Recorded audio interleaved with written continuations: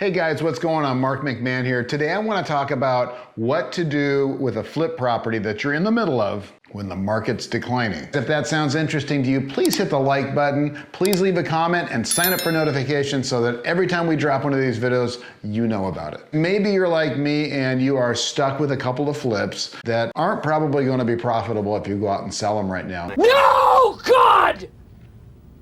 No, God, please, no! Because the market has changed. And if you're watching this in 2030, believe me, it's gonna happen again and you're going to get stuck with something if you're in the flip game. Here's what to do. I'm not going to alleviate all the problems you have because there's still gonna be some pain, but I will be able to give you some ideas that will really, really help. You may be stuck with a couple of houses that you don't want. Understood. And it's scary and you might just be getting into the business or you've been doing it for a long time and this is your first downturn. Well, this isn't my first rodeo and this has happened to me before. So what do we do? But let me preface by saying the houses that I ended up keeping because of the last downturn, because we've had a couple of dips in the last 13 years, I ended up doing pretty well on them and you will too eventually. The question is how are you going to get them financed and how are you going to hang on to them? So the first thing I want to talk about is financing. So more than likely you've got hard money, maybe private money on these houses. If you do have private money on them, I would simply go to my lenders and say, hey, look, prices have dropped a bit. I have a couple of choices. I can keep your money in here where it's safe and pay you an X amount interest per month over the next couple of years until the market comes back, or I can get it refinanced and give you your money back. It's up to you. So a lot of people, especially in a descending market like this, like the security of keeping their money in a deal. We've found that to be the case time and time again where people go, you know what, I don't want to go into the stock market.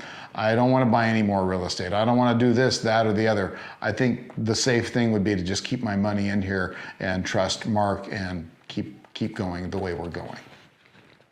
That is the best way to do it. Number two would be to go to the bank and get financing on the property. Now, you may have to come up with a little bit of money to meet their standards because usually they'll do a 70% loan to value, maybe 75%. So if you're underwater already, you might have to put a little bit of money into it. But putting a little bit of money into a deal rather than losing a lot of money is generally a better thing.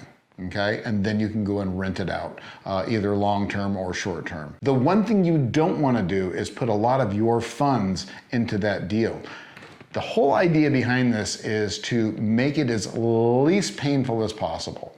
So let's say we've got a house and our monthly expenses on that house are $2,000 a month with debt service and all of our maintenance and management and everything. And let's say we can get $1,500 a month in rent. So that puts us at $500 a month negative. Now you know how I feel about negative rent.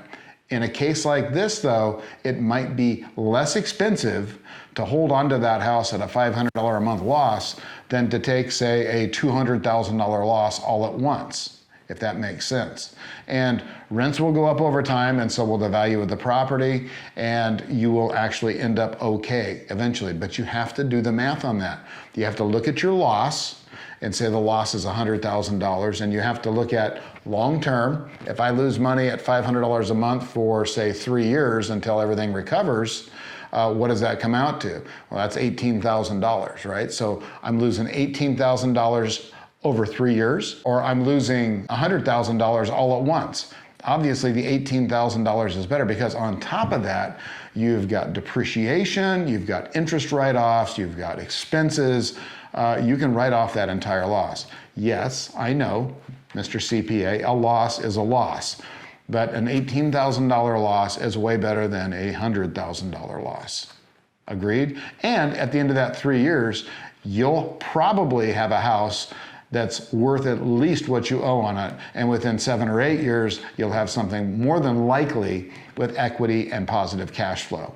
So it's not gonna be a forever thing, right? So there is a bright side to this. Don't freak out about it, all right? So the other thing I want to address is people that have bought a lot of Airbnbs in high density Airbnb areas. Those areas are a little bit different because I do believe that the rents are going to come down in the high density areas as people kind of start staying home a little bit more as this recession takes hold. You're going to have to decide on this one whether you bite the bullet today or you take a chance on the market recovering later on. Now, there's no guarantee that a heavy Airbnb area will recover, right? We don't have any historical data for that. I can't go back and look and say, wow, you know, back in 2007, Airbnb really took off again after taking a big dip in 2006. There is no historical data for that. All I know is that on a good old-fashioned rental, there's a lot of historical data that supports if you hold it, it'll eventually cash flow. Airbnb, on the other hand, that area may not recover. We just don't know, and by the time it does recover, it may not be possible to Airbnb it due to regulations. So what do you do in that situation? Well, that one you're gonna have to make a decision on. I can't tell you what to do on that. The one thing I can tell you is taking a $100,000 hit now might be better than taking a $200,000 hit later. You just have to simply look at the market and see how crowded it is. You also have to go to the county and the city and see what the rules are looking like for Airbnb. They may be getting sick and tired of it and saying, that's it, I'm done with Airbnb. Got too many neighbors complaining, that's it. So at that point, you're better off taking a bigger loss up front, right? And then you can write that down. Very curious, if you've got other options that you've thought of, I would love to hear them, share them with all of us. That's what this is all about. All right, there's one more market that I want to discuss, and this one, I don't have a happy ending for you. It's the luxury market. And the luxury market will probably get hit pretty hard, so we don't know what the percentage is, but the percentage on a $2 million house versus a $200,000 house, if they both drop 20%, the difference is astronomical, right? So on a $200,000 house, we've got, $40,000 drop at 20%. On a $2 million house, we've got a $400,000 drop. That's painful, right? But it may still be better to take that hit now. Again, you're going to have to do the math.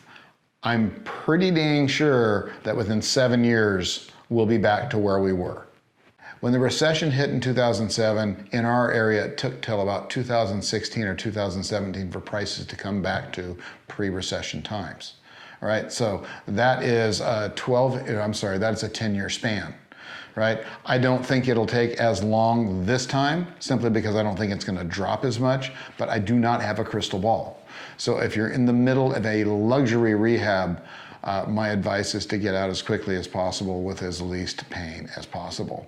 Either you sell it as is to another investor, or you finish it and rent it out, or you finish it and just sell it for a loss and count that as a very expensive education. Sorry, I don't have a really good one for that. Me, personally, I would probably look at keeping it and renting it if I could get to the point where I'm not too negative every month. But for the most part, on a luxury sale like that, I would probably just take the hit right now. Having been in the business long enough, having quite a bit of money in the bank to absorb things like that. Now, you may not be in the same situation. So you're gonna have to guess on that one. And I would also, guys, before you make any moves like this, talk to your tax preparer and your CPA, perhaps your attorney, to see what other remedies they may have for you. And they may look at this, your CPA may look at it and say, look, Mark, you really need a loss anyway right now, so not such a bad thing. I don't need a loss right now, but assuming I'm going to be taking a couple, but that's okay, that's part of the game. I'm glad you were here. I know this wasn't the happiest of videos, but we're in times right now where things have to be done and things have to be said. So I hope you can appreciate that. Hey, do me a favor, hit the like button, subscribe to our channel, and sign up for notifications so that every time we drop a video, you get notified. Thanks for being here, and I'll see you next time.